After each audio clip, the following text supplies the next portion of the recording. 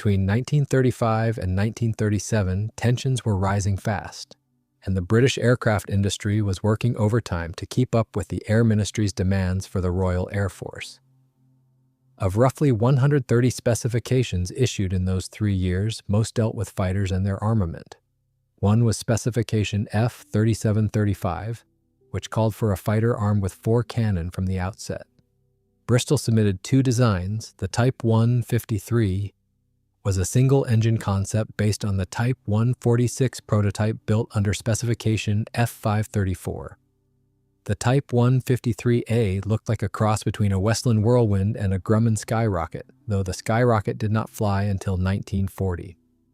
Roy Fedden of Bristol's engine division proposed thickening the Type 153A's wing to enclose a new horizontally opposed sleeve valve engine the company was then designing. The Air Ministry turned both down.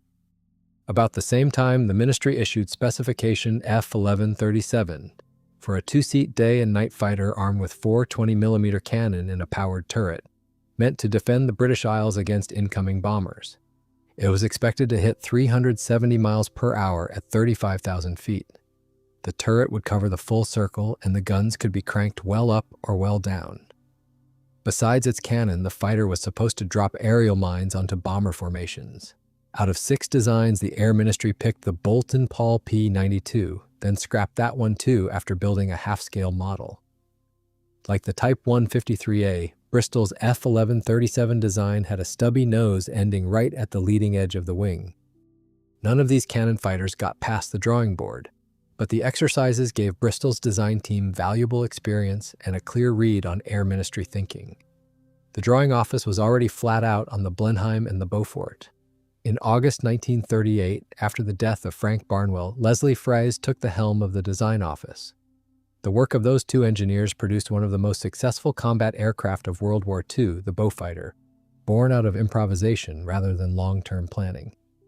Between 1940 and 1945, it saw heavy action across Northern Europe, the Mediterranean, North Africa, and the South Pacific.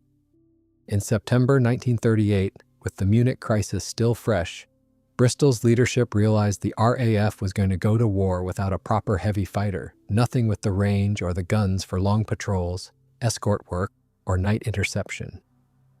Similar aircraft had been ordered from Westland, Hawker, and Boulton-Paul, but their development was nowhere near finished, and Bristol's team felt those designs didn't hit the mark.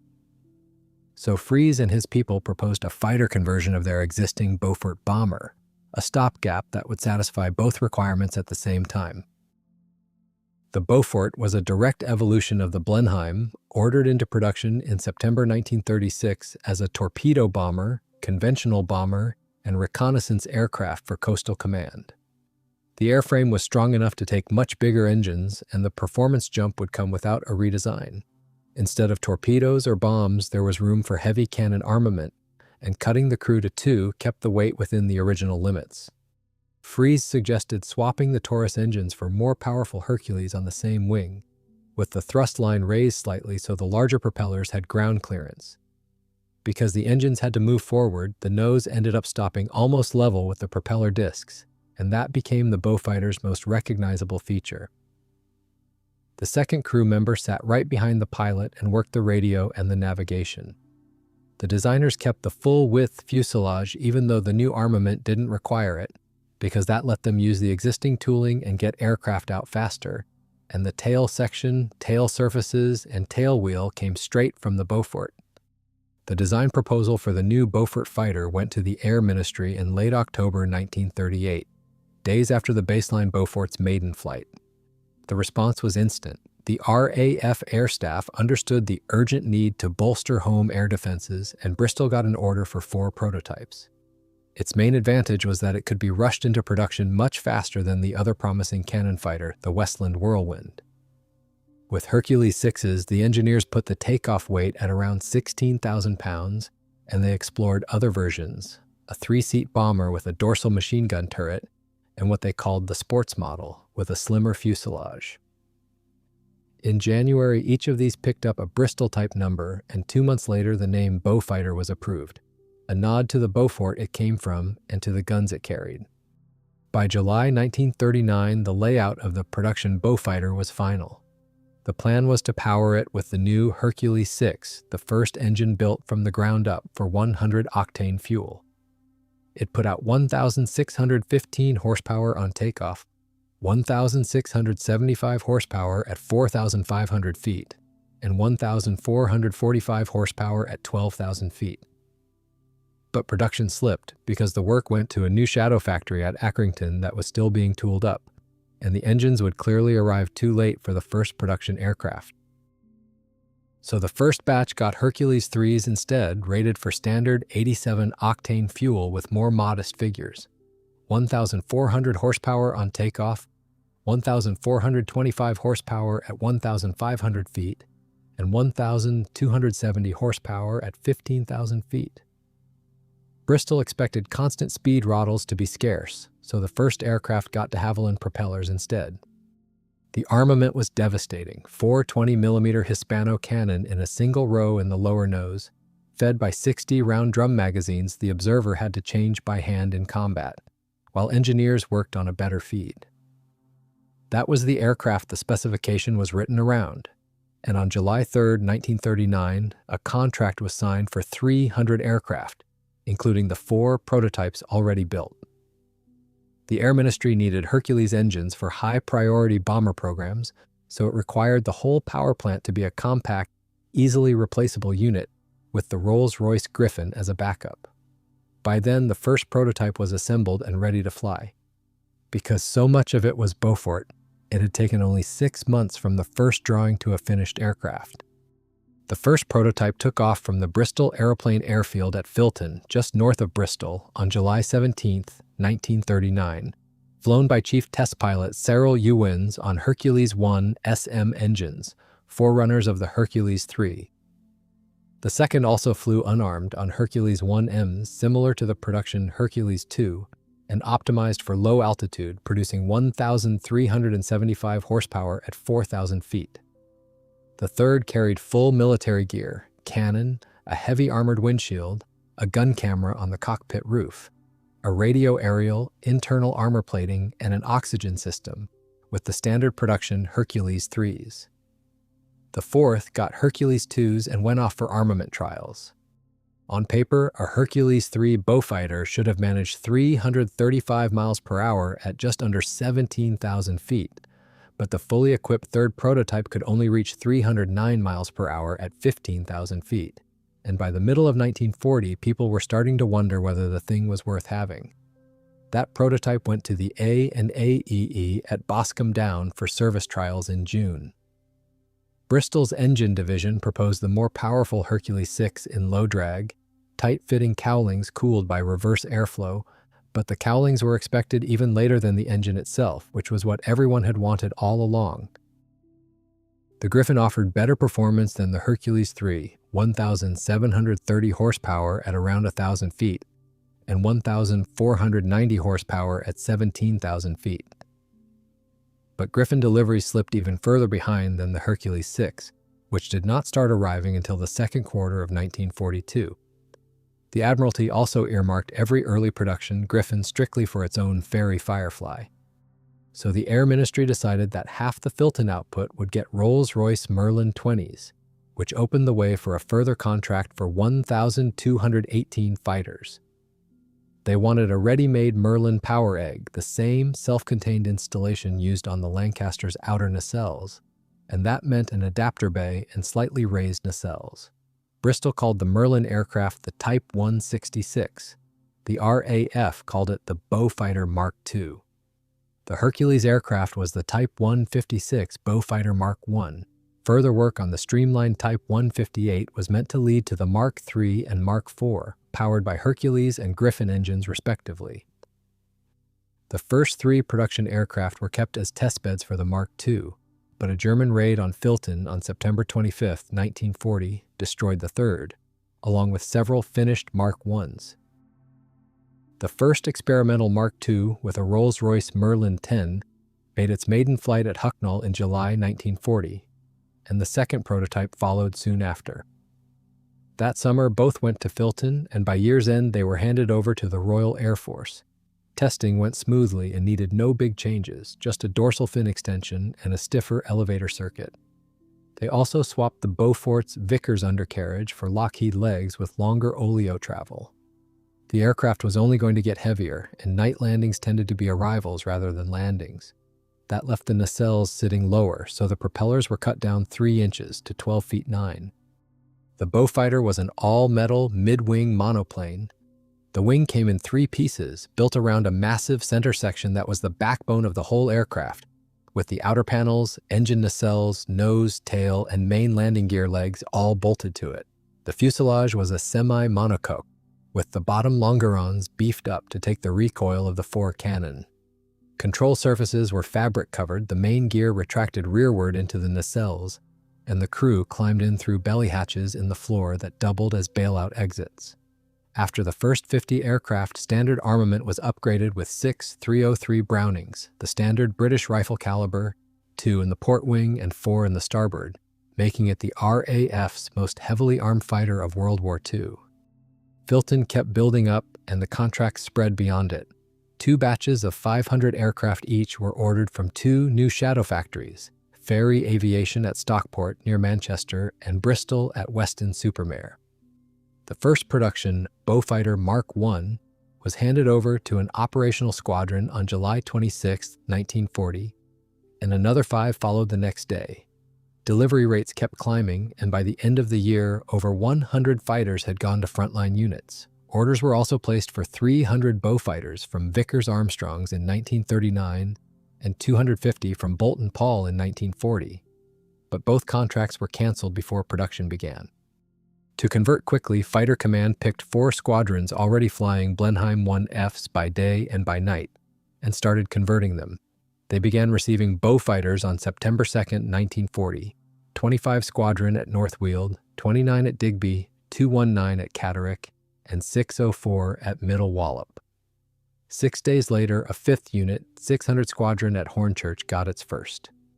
These 5 were the only Beaufighter squadrons right through the Blitz, which began just after the Battle of Britain and ran from late September 1940 to May 1941. Performance fell a little short of expectations, but the crews soon warmed to it, and within weeks they were calling it the Beau. It was far more maneuverable than the aging Blenheim and much easier to handle at night. Britain had the first radar small enough to fit a fighter by 1939, AI, airborne interception, and the first sets were tested on a Bristol Blenheim. The equipment weighed nearly 600 pounds and needed its own operator, and of all RAF aircraft, the Beaufighter was the best fit for it. Crews called the set the Magic Mirror. The first reached 600 Squadron on September 8, 1940, for testing in combat, and the Fighter Interception Unit at Ford tested the AI Mark IV on an early production airframe. You could spot them by the Arrowhead aerial on the nose and the extra aerials out on the wings. Factories could not yet fit the equipment on the line, so from September 1940, No. 32 Maintenance Unit at St. Athan retrofitted the radars onto squadron aircraft, and by November the sets were going in on the production line. Early range was short because of ground clutter, so in the first months crews scored more by eye than by radar. 29 Squadron flew the Beaufighter's first operational sortie on the night of September 17th. On October 25th, a crew from 219 Squadron, Sergeants Hodgkinson and Ben, scored the type's first confirmed aerial victory. On the night of November 19, 1940, a Beaufighter crew got the first confirmed kill using AI radar.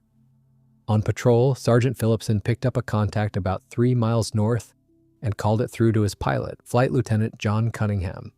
Cunningham altered course and climbed, and Phillipson talked him in through thick cloud until Cunningham could see it. A twin-engine Junkers 88. Still undetected, he closed in from behind and opened up with everything from under 200 yards. The wreckage was found next morning near Wittering. By May 1941, Cunningham and his new radar operator, Sergeant Ronsley, had scored another 8 victories. He ended the war with 19 night victories, most of them in a Beaufighter. The press christened him Cat's Eyes Cunningham and put about a story about carrots and good eyesight to keep the real answer, radar, out of the papers. Cunningham hated it. The night fighters really came into their own in January 1941, once the ground-controlled interception stations, GCI, were up and running. Controllers tracked the raiders on radar and vectored the Beaufighters onto them, and the kills climbed sharply. The climax came on the night of May 19th to 20th, 1941, the Luftwaffe's last major raid on London. British night fighters destroyed 24 German aircraft that night, while anti-aircraft fire claimed 2. Radar had changed night fighter tactics completely. Spitfires and Hurricanes had defended the country by day during the Battle of Britain. In the months that followed, the Beaufighter meant the Germans could no longer bomb at night with impunity. By the spring of 1941, 6 squadrons flew the type, and the most effective was 604 under Cunningham. By June 1st, his crews had shot down 60 enemy aircraft. Only experienced pilots went to Beaufighter squadrons.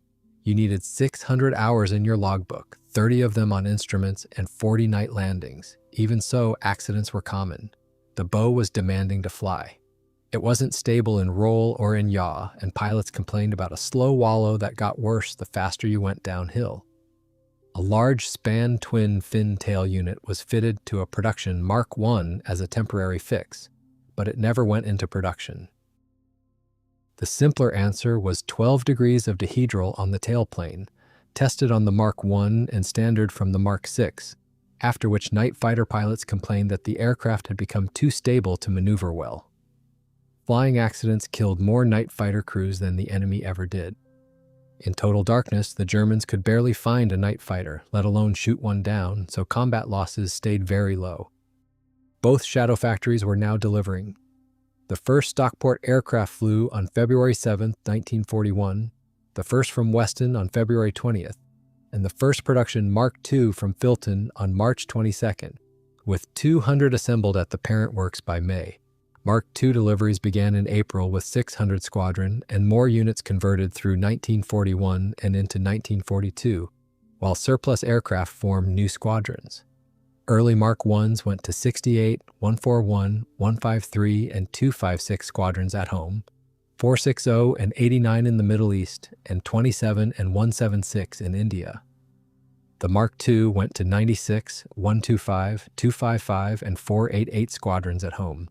The Polish 307, the Canadian 406, 409, and 410, the Australian 456 and 515 squadron on radio countermeasures.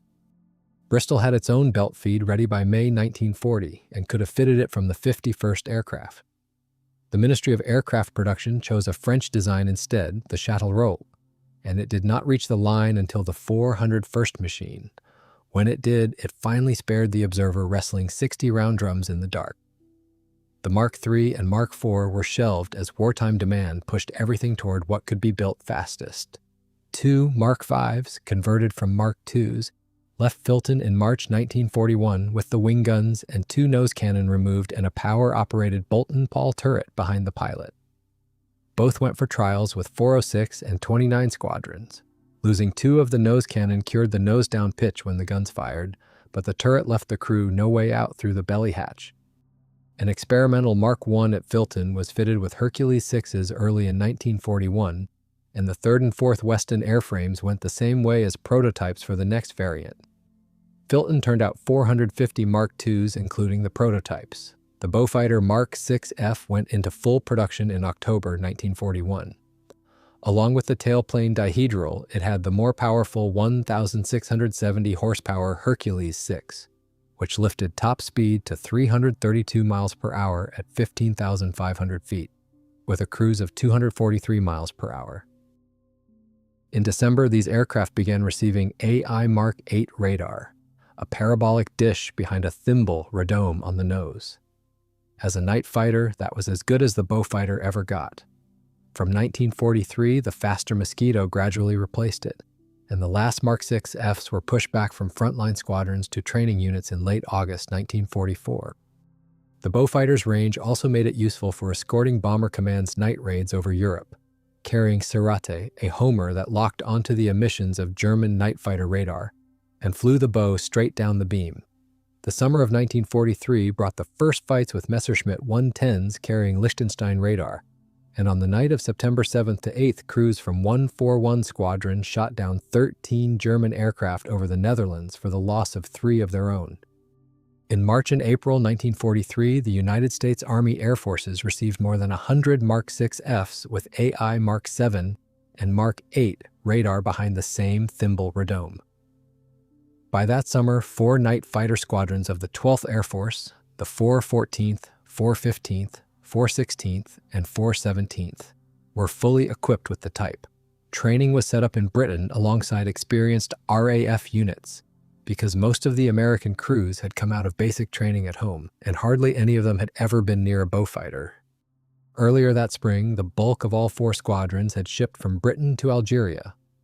On May 10th, the 414th Night Fighter Squadron at La Seigne was the first declared operational, and the 415th at the same airfield followed 2 days later. Algiers was chosen for the 416th and Tafaraoui for the 417th, and both began operations on August 8th. Most of the Americans had trained on the P-70 and were used to tricycle landing gear, so they found the bow temperamental, and its habit of swinging hard on takeoff wrote off a good few of them. Even so, many grew to love it for its reliability and rugged build. These crews arrived too late for the heaviest action. The front kept moving away, the units had to relocate regularly, and they finished in Italy, so the American tally stayed modest. The 4 squadrons scored 32 confirmed victories between them, 8 for the 414th, 11 for the 415th, 4 for the 416th, and 9 for the 417th. The first was a Hinkle 115, shot down on July 24, 1943, by Captain Nathaniel Lindsay and Flight Officer Austin Petty of the 415th. The last was a Junkers 290, destroyed on December 28, 1944, by First Lieutenant Malcolm Campbell and Second Lieutenant Robert McCallan of the 417th. Plenty more went down as damaged or as probables. That was night fighting. You fired into the dark and usually never found out. In 1944, the 414th and 415th were reorganized, and the 416th got a few mosquitoes shortly before the war ended, but American crews flew almost all their Mediterranean night sorties in Beaufighters. Most of what the RAF handed over was war-weary, tired airframes with a lot of hours on them, and the strips they flew from were rough. That was the night fighters' war. But Fighter Command was never the only customer for the Beaufighter, and to pick up the other thread, we have to go back to the spring of 1941. The Beaufighter's first deployment outside Britain came with the German invasion of Greece. Coastal Command needed a long-range fighter there, so Bristol took out the 6 wing guns and put an 89-gallon tank in the starboard wing and a 29-gallon tank in the port. Those are imperial gallons, so a good bit more than an American one. The observer got a navigator's station in the rear cockpit with a chart table, and a DF loop went in above it, where the gun camera had been. After tests on a prototype Mark I, Filton took a priority order for 80 production aircraft. Wing tank tooling took time, so a borrowed Wellington bomber tank sat in the forward fuselage between the cannon until the real ones arrived.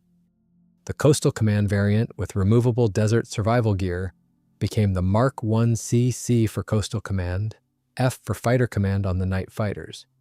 The first Mark I Cs reached 252 Squadron in England on March 8th, and it was fully worked up by the end of March 1941.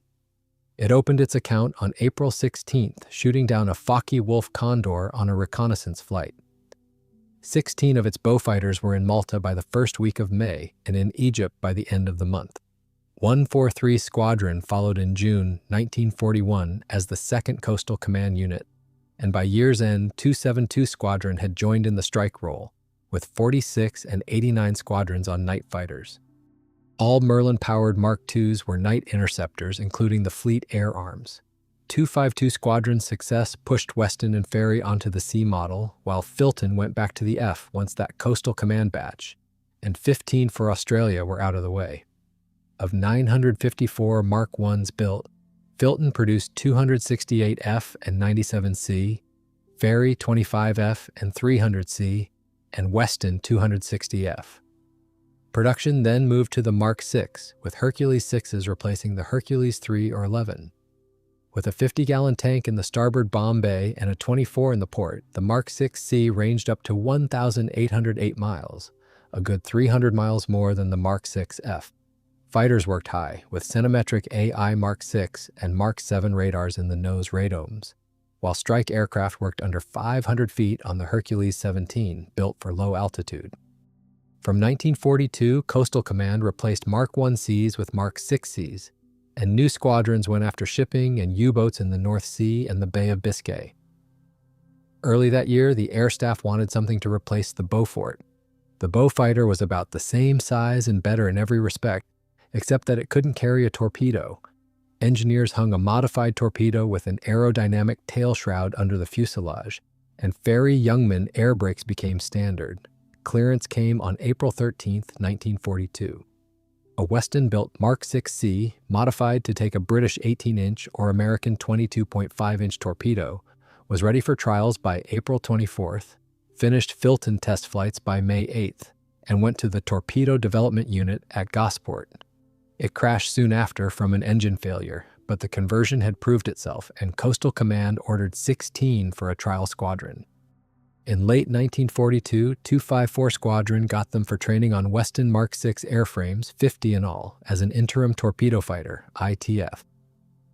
The refined version, the Beaufighter TF Mark 10, differed only in engines. The Hercules 6 was tuned for altitude and did poorly on the deck, so engineers cropped the supercharger impeller and locked it in M gear. That made the Hercules 17, and with it the Beaufighter 10. A 303 Vickers K went in near the observer station against attacks from the rear, and was retrofitted to many Mark 6Cs. Mark 6Cs also took a 250-pounder under each wing, and North African workshops modified the first of them for extra bombs under the fuselage. In September 1942, a modified Mark 6C flew with 8 unguided rockets, 90 pounds apiece, on early underwing rails. The AI Mark 8 radar from the late 6F night fighters was adapted for surface search and fitted to the TF Mark 10. All that gear took the Beaufighter 10 right up to its limits. The torpedo alone weighed 1,650 pounds British, or 2,130 pounds American, and performance suffered. The dorsal fin extension, first tried on the Mark II, became standard, and late production 10s got larger elevators as well. Maximum takeoff weight climbed to 25,400 pounds. At an average 22,600 pounds, top speed fell to 303 miles per hour at 1,400 feet. Economical cruise was 205 miles per hour at around 5,000 feet, and range with a torpedo about 1,470 miles. Each of the 4 20mm nose cannon went from 240 to 283 rounds to offset the lost wing guns, plus 500 rounds for the dorsal gun. Crew was normally 2, with room for a third man to work the torpedo director sight, and a radar altimeter let them run in right down on the deck. From 1944, Coastal Command's Mark 10s attacked to a set drill. The anti-flak aircraft went in first with rockets and cannon to put the ship's gunners' heads down. Then the turbos came in low with the torpedoes. The strike wings drew on RAF 143, 144, 235, 236, and 254 squadrons, with the Royal Canadian Air Force's 404, the Royal Australian Air Force's 455, and the Royal New Zealand Air Force's 489. They flew the North Sea from Scottish bases at first, then England's east coast, and later the Channel, supporting the landings on D-Day. In the Mediterranean, 16 and 19 squadrons of the South African Air Force joined the new Balkan Air Force from June 1944. On August 28th, 16 Squadron went for the Italian liner Giulio Cesare, 26,000 gross tons, and left her burning and badly damaged at Trieste. 10 days later, near the same port, the liner Rex, better than 50,000 tons, went down after 55 rocket hits. TF Mark 10. Production reached 2,205, 110 of them from another of the shadow plants at Stoke-on-Trent, and the rest from Weston, where the RAF accepted the last Beaufighter on September 21, 1945. 5,564 were built in the United Kingdom altogether, including 163 Weston-built Mark 11Cs, the same as the TF Mark 10, but with the torpedo gear left off. The C suffix implies there was meant to be a Mark 11 fighter as well. There never was. The Mark 12, planned with Hercules 27 engines, Bendix carburetors, and a strengthened wing for 1,000-pounders between the engines and fuselage, never materialized either, though that wing went into the final production 10s. In the Far East, 27 Squadron was first on the type, taking Mark I Fs and Mark II Fs in September 1942, and ready by year's end for low-level gun attacks on airfields. 176 Squadron followed in January 1943, defending Calcutta. It was the Japanese, the story goes, who gave the Beaufighter its best-known name, Whispering Death, after a surprise raid on troops lined up for a parade on the Emperor's birthday at Myit Kina in Burma. The sleeve valve Hercules were quiet enough that the first warning was the aircraft already on top of you. Mark 10s came later, sometimes with a 240-gallon auxiliary tank in place of the torpedo rack. At the end of the war in Europe, most squadrons were meant for the Pacific but were disbanded overseas or sent home to convert. Only 84 and 45 squadrons kept the type through 1949 and 1950 respectively, both retiring it at Kuala Lumpur after strike sorties against insurgents in the Malayan emergency. Australia had been getting Beaufighters even earlier. The first batch was Mark I Cs from Filton, near identical to those with Coastal Command's 252 Squadron. 57 more came from Ferry Aviation at Stockport, then 64 Mark VI Cs, 62 Mark 10s, and 20 Mark 11 Cs. 218 airframes in all. The first arriving April 20th, 1942, the last August 20th, 1945. They went straight into action with 30 Squadron in New Guinea from September 1942 and 31 in northwestern Australia from March 1943. In January 1943, Australia decided to build Beaufighters rather than Beauforts at the Fisherman's Bend plant, run by the Department of Aircraft Production. Bristol microfilmed the entire set of working drawings onto 550 frames and flew them out by airmail, so Australia could build the airframe locally and import only the Hercules engines. Australia first planned a Mark VI C with Hercules 26 engines and Bendix carburetors to be called the Mark VII. They also tested American Wright R2600 double Cyclone engines on an imported Mark I airframe in case British engine shipments were cut off.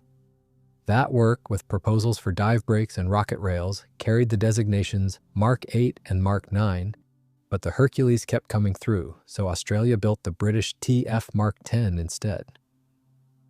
The Australian Mark 21 ran Hercules 17 or 18 engines with 2-speed superchargers and had neither the nose radar nor the dorsal fin extension. It dropped the torpedo racks, swapped the 303s in the wings for 450 caliber Brownings, and added underwing racks for 2 250-pounders and 8 rockets. On some aircraft, a bulged fairing ahead of the canopy housed a Sperry autopilot. The first Fisherman's Bend aircraft flew on May 26, 1944, with deliveries to Australian Air Force units 5 days later. 5 squadrons flew the locally built machines, the 22nd, 30th, 31st, 92nd, and 93rd. 22 converted to Mark 21s by December 1944, and 93 formed in January 1945, flew only 2 operational sorties from Labuan Island near North Borneo. Australian production reached 364 aircraft and finished by late 1945. The remaining 86 airframes canceled. Most were written off soon after the war, but 30 Squadron hung on to its Beaufighters for another decade, ending up towing targets with them, and 2 more spent their last years tracking rocket launches at Woomera, the final flight on December 9, 1957. The last British version was a target tug. Bristol had proposed one back in 1942, but nothing serious happened until November 1947. It carried a winch on the starboard side, worked by an observer, kept the dorsal fin extension, and lost its radar and armament. The prototype flew in May 1948, and 35 more were converted at Filton over the next 2 years. They served until 1960, training land-based and shipboard anti-aircraft gun crews, and flew the last operational Beaufighter sortie on May 16, 1960, out of RAF Seletar in Singapore. In 1944, a few Mark 10s went to the Turkish Air Force, and Turkey took 20 more in 1946 after a complete overhaul. Portugal took 15 TF Mark 10 torpedo bombers from British stocks in March 1945, and 2 more refurbished from Bristol the next year. In 1948, Bristol sold 10 Mark 10s to the Dominican Air Force, brought back to Mark 6 standard with Hercules 6s and no torpedo gear. 6 others were refurbished by ferry at Ringway in 1947 and put on the civil register. 5 of those were sold to a businessman named Richard Dixon and his partners, supposedly for a film. The film did not exist. The aircraft were being flown to Israel, and only 4 made it, 1 going down on the ferry flight. Bristol also modified a single Mark 6C to test the Hercules 130 engine with 4 bladed propellers. One of the few Beaufighters left anywhere in the world is on permanent display at the RAF Museum at Hendon, one of the Portuguese machines, home from Lisbon in 1965.